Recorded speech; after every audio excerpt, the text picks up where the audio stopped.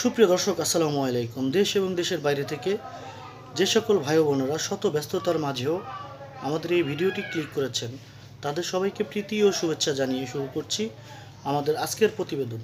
দর্শক, আজ আমরা আছি গাজীপুর অঞ্চলে। তো এখানে একজন দুঃখী বোন আছে, আমরা শুনবো তার জীবনের সুখ দুঃখের কিছু কথা। দর্শক, এই অসহায় ফ্যামিলিটির জীবনে মর্মান্তিক একটি দুর্ঘটনায় শিকার হয়েছে। তো কী ধরনের দুর্ঘটনার শিকার হয়েছে সেই ঘটনাগুলো আমরা তুলে ধরার জন্য আজ এখানে এসেছি। তো আমরা তাদের বাস্তব জীবনের গল্পটি আপনাদের কাছে তুলে ধরার চেষ্টা করব। আসসালামু আলাইকুম। ওয়ালাইকুম আসসালাম। যে আপু, কেমন আছেন আপনি? আলহামদুলিল্লাহ ভালো।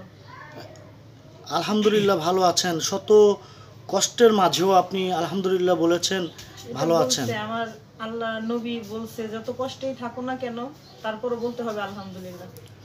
আচ্ছা, শুরুতে আপনার নামটি যদি একটু বলতেন। বলছি, আমার নাম হলো লিপি। লিপি। তো আপু, আপনার জীবনের ঘটে যাওয়া সেই দুর্ঘটনার কথাগুলো যদি আমাদেরকে একটু বলতেন, বা আমাদের দর্শকের উদ্দেশ্যে যদি সেই কথাগুলো একটু শেয়ার করতেন। আমার জীবনে ঘটে যাওয়া বড় একটা দুর্ঘটনা, একটা না কয়েকটাই দুর্ঘটনা। এখন সবচেয়ে বড় দুর্ঘটনা হলো আমার ঘরে আগুন লেগে সব পুড়ে গেছে। শুধু আমার না, আমার 25টা রুম পুড়ে শেষ হয়ে গেছে। আমার এখন কোনো কিছুই নাই। আমার বাচ্চা কাচ্চা নিয়ে আমি এখন খুব অসহায়। হ্যাঁ, আমার এখন বাচ্চা কাচ্চা লেখাপড়া করানোর মতন অবস্থা আমার নাই। বই পুস্তক সব কিছুই পুড়ে শেষ হয়ে গেছে। এর আগে আমার হাজবেন্ড বিদেশ গেছে। আচ্ছা, আপনার হাজবেন্ড বিদেশ গিয়েছে, আমরা সেই কথাগুলো জানবো ধীরে ধীরে। তো আপনার এখানে আগুনটা কিভাবে লাগলো, কত তারিখে লাগলো, কতদিন আগে লাগলো, সেই ঘটনাগুলো আগে বলুন। আগুনটা লাগছে তারিখটা আমার সঠিক খেয়াল নাই, কিন্তু বৃহস্পতিবার দিন রাত্রে লাগছে। আজকে হলো 15 দিন, 16 দিন। আজকে 16 দিন। 16 দিন? জি, আজকে 16 দিন, বৃহস্পতিবার দিন। এশারের নামাজের প্রায় 10 থেকে 15 মিনিটের ভিতরেই আগুনটা ধরে গেছে। মানে এমন ভাবে আগুন ধরছে, কারেন্টের খাম্বার থেকে আগুনটা ধরছে। কারেন্টের খাম্বার থেকে আগুনটা আমাদের ঘরে এসে পড়ছে। আচ্ছা, যখন আগুনটা লাগে তখন আপনি কোথায় ছিলেন? আমি রুমে ছিলাম, আমার বাচ্চা কাচ্চা পড়ছিল, খাটের উপরে বসে পড়াশোনা করতেছে। তাই আমি বললাম যে মা, আমার মেয়ে বলতেছে যে মা ক্ষুধা লাগছে, আমি ভাত খাবো। তাই আমি বললাম যে বাবা দাঁড়াও, আমি উজুটা করে আসি, নামাজটা পড়বো। আর যদি এখন একটু ঢিলামি দেই তাহলে আর নামাজটা হবে না। তাহলে তোমরা একটু বসো, আমি নামাজটা পড়ে উঠি, পরে একসাথে সবাই ভাত খাবো। এই কথাটা বলে আমি উঠছি, উঠা উজু করতে যাব। ওই সময় যে আগুনের একটা যে লিলিশিখা ঠাস ঠাস আওয়াজ হইতেছে। কি আওয়াজ হইতেছে? বের হয়ে দেখি যে হইলো আগুন ধরছে। আগুন ধরছে, আমার ছেলের ঘরে রাইখেই আমি বের হয়ে গেছিলাম। বের হয়ে যায় আমি দৌড়ে যায় মেন সুইচ বন্ধ করছি। পাশের আমার ছেলে কিন্তু ঘুমাইয়া গেছে। আমার ছেলে ঘুমাইয়া গেছে কম্বল মুড়দে, সেটা আমার কিন্তু খেয়াল নাই যে আমার ছেলে ঘুমাইয়া গেছে। তারপর বলুন আপনি। তখন আমার বাচ্চার আমি ঘুমেই রাইখা আমি বের হয়ে গেছি, যে আগুন দেখতে বের হয়ে গেছি। দেখি যে এমন পরিমাণে আগুন ধরছে। আমার পাশের 2 রুম, ওই 2 রুমের বাবা আমার চাকরি করে ওইখানে। আমি ওরা রুমের ভিতর তালা দিয়ে ঘুমিয়ে রয়েছে, অথচ ওই 2 রুমে আগুন আগে ধরে গেছে।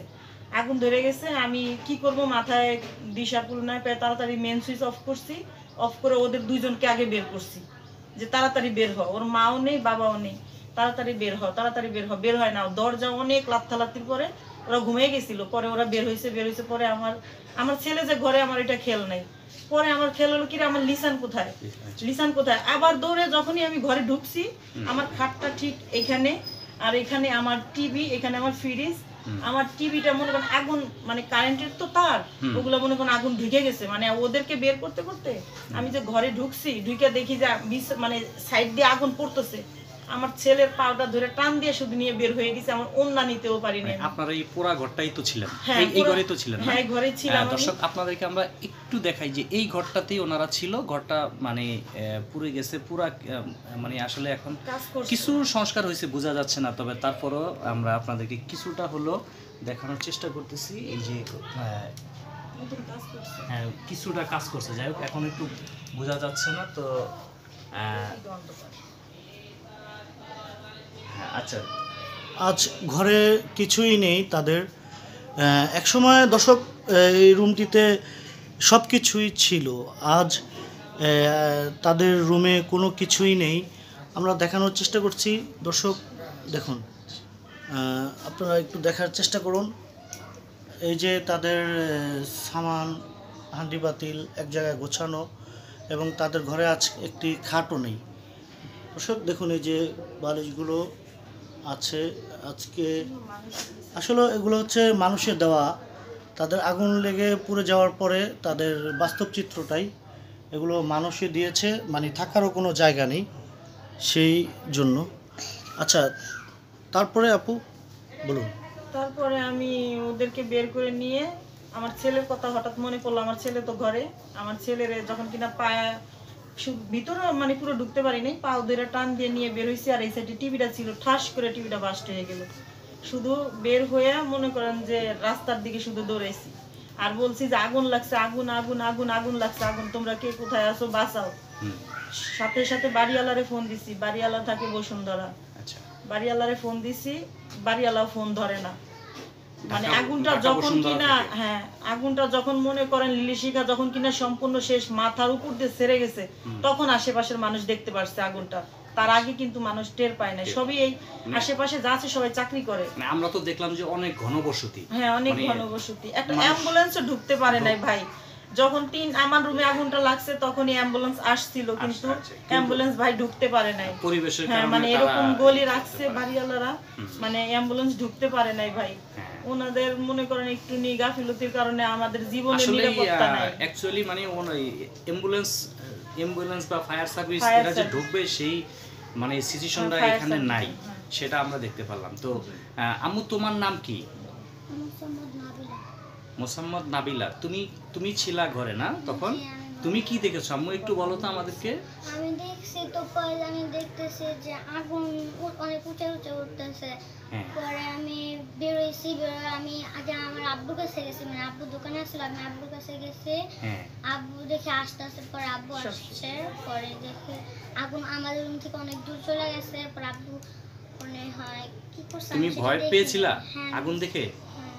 ভয় পেয়েছিলা না? তোমার বই খাতাগুলো কি হয়েছে? তোমার বই খাতাগুলো নিতে পেরেছো? না, আমি যে সময় আমি ওখানে আসলাম সময় বের করতে পারি নাই। আচ্ছা, তো আপু আপনার কাছে একটু আসি, তা আপনাদের আসলে কি ক্ষয়ক্ষতি হয়েছিল? আপনাদের এই আগুনে পুড়ে যাওয়া আপনাদের ক্ষয়ক্ষতির পরিমাণ কি কি ছিল? ক্ষয়ক্ষতির পরিমাণ আমার ঘরে ভাই অনেক কিছুই ছিল, যা একটা ফ্যামিলির প্রয়োজন সবই ছিল।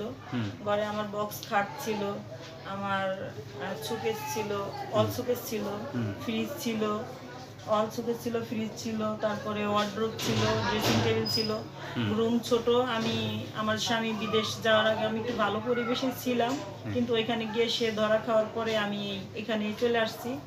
তা আমার কাঠের ডাইনিং টেবিল ছিল, র্যাক ছিল, তারপরে আরো যে ইলেকট্রিশিয়ানের যে মানে মেশিনগুলো ছিল, যে rice cooker, pressure cooker, nonstick cooker, মানে মোটামুটি একটা ফ্যামিলির যাবতীয় যা দরকার, হ্যাঁ সবই ছিল আমার ঘরে। মনে করেন ঢোকার মতন, মনে করেন এতক্ষণ সামান্য একটু জায়গা ছিল, সম্পূর্ণ আমার ফার্নিচার দিয়ে ভরা ছিল ভাই। আজকে 16-17 বছরের সংসার, তিলে তিলে সংসার করছি ভাই।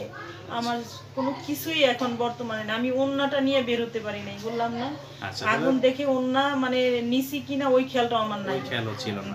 বুঝতে পারছি যে একটা আগুন লাগলে আসলে মানুষের হুঁশ থাকে না, বিশেষ করে সে কি করবে, মানে আপসেট হয়ে যায়। তো আপনার যে ছেলে মেয়ে কয়জন? আমার 2 মেয়ে 1 ছেলে। 2 মেয়ে 1 ছেলে। আপনার এই যে মানে ছেলে মেয়েদের যে কাপড় চোপড়, বই খাতা, এগুলো সম্পূর্ণ পুড়ে গেছে। বই খাতা, কাপড় চোপড় ভাই কোনো কিছুই নাই, কোনো কিছুই নাই। আমার ঘরের টিনের, মনে করেন টিন পর্যন্ত মনে করেন সব শেষ, পুরো কয়লা হয়ে গেছে। আপনারা দেখলে ওই যে এখানে আছে, ওগুলো সম্পূর্ণ পুরো কয়লা। আর এখন বর্তমান বাড়িওয়ালা এই যে আজকে 15 দিন হয়, 15-16 দিন হয় পুড়ছে। আমরা বাহিরে পানি টানির ভিতর খোলা আকাশের নিচে ছিলাম। এখন এই যে মিস্ত্রি দিয়ে এই যে টুকটাক কাজ করে দিছে, যে আপনারা এখন আপাতত কাজ করে দিছে, থাকেন। এই এখন তো থাকলেই হইব না, এখন তো আবার দেখা যাচ্ছে ভাড়া, বাড়িওয়ালা তো আর ভাড়া ছাড়ে না। আচ্ছা, তো আপনাদের এই ক্ষয়ক্ষতি তো অনেক হয়েছে, বাড়িওয়ালা কি মানে ভাড়া টাড়ার জন্য, যেহেতু আজকে মাসের 13 তারিখ, মানে আপনাদের কি ভাড়া টাড়া চেয়েছে কিনা, নাকি জি। বলছে যে আপনারা থাকেন আপাতত নিজেরা আবার একটু গুছিয়ে দাঁড়ান তারপরে এই না বিষয়ে না না, বাড়িওয়ালা ওইরকম না, বাড়িওয়ালা শুধু এখন আছে সে রুম কমপ্লিট করে পরিষ্কার করে পরিচ্ছন্ন করে সে কমপ্লিট করে সে এখন আবার ভাড়া তুলবে। আচ্ছা লিপি আপু, আপনাদের এই রুমের ভাড়াটি কত টাকা মাসে? আমার এই রুমের ভাড়া ভাই 4100 টাকা, 4100। 4100 টাকা মানে মাসিক মান্থলি ভাড়া। জি। আচ্ছা আচ্ছা, তো আপনার ঘরে যে মাল সামানা ছিল কত টাকার আনুমানিক ক্ষয়ক্ষতি হয়েছে আপনার? আমার রুমে সম্পূর্ণ মিলে আমার ক্যাশ টাকাও ছিল ভাই। আমি কাপড় মানে মেয়ে মানুষ কাপড়ের ব্যবসা করতাম, মানে সংসার চালানোর জন্য আমি 3 পিসের ব্যবসা করতাম ভাই। আমি মাল আনছি, আনার 2টা কি 3টা 3 পিস বিক্রি করছি, তারপরে আগুন লেগে গেছে। আমার কিছু ক্যাশ টাকাও ছিল, আমার এগুলো সম্পূর্ণ সব কিছু মিলে ভাই আমার প্রায় 3,80,000 কিংবা 70,000 টাকার ফার্নিচার ছিল ঘরের ভিতরে। আর নগদ অর্থ? নগদ অর্থ ছিল আমার 30,000 টাকা। আর এমনি আমরা তো জানি যতটুকু আপনারা একজন নারী বা আপনি একজন ফ্যামিলিতে বাস করেন সমাজে, অনেক সময় নারীদের ঘরের ভিতরে নারীদের স্বর্ণের জিনিস বা আদার্স অন্য কিছু থাকে, তো সেই ধরনের স্বর্ণের জিনিস বলতে আমার মানে আমার যে গয়নাগুলা ওগুলা মানে আমি বিক্রি আগেই করে যেগুলা করছি, 3 পিস আনছি। আর এমনি আমার ছেলে হওয়ার কারণে আমার ছেলেকে একটা নয়নির চেন দিছিল, আর এক চাচাই ওর একটা আংটি দিছিল, এইসব মিলে আমার 1.5 ভরি স্বর্ণ ছিল। মানে এটা আমার ছেলের স্বর্ণ টর্ণ এগুলো আপনি সরাইতে পারেন নাই? না ভাই, আমার এগুলো আমি কিছুই সরাইতে পারি নাই। আমার শুধু ছাই, আর কাচের জিনিসগুলো শুধু ফাইটা মানে টুকরা টুকরা হয়ে গেছে। সিলভারের পাতিলগুলো ভাই গইলা এতটুকু হয়ে গেছে, কিছুই পাই নাই আমি, শুধু ছাই। তো সেই রাতের সেই ভয়াবহ আগুনের কথাটা যদি আপনার এখনো মনে পড়ে, তখন আপনার বুকের ভিতরে কিরকম করে? ভাই আমার বুকের ভিতরে কিরকম করে সেটা তো ভাষায় বুঝাইতে পারবো না ভাই। কারণ হলো যে মানে কি যে মানে এত বছরের সংসার কি হারাইলাম, মানে এটা ভাষায় ভাই প্রকাশ কি পেলাম আর কি হারাইলাম ভাই, এটা মানে কোনো কিছু দিয়ে বইলাও মানে ভাষায় প্রকাশ করতে পারবো না ভাই। আচ্ছা, আমরা পরের গল্পতে চলে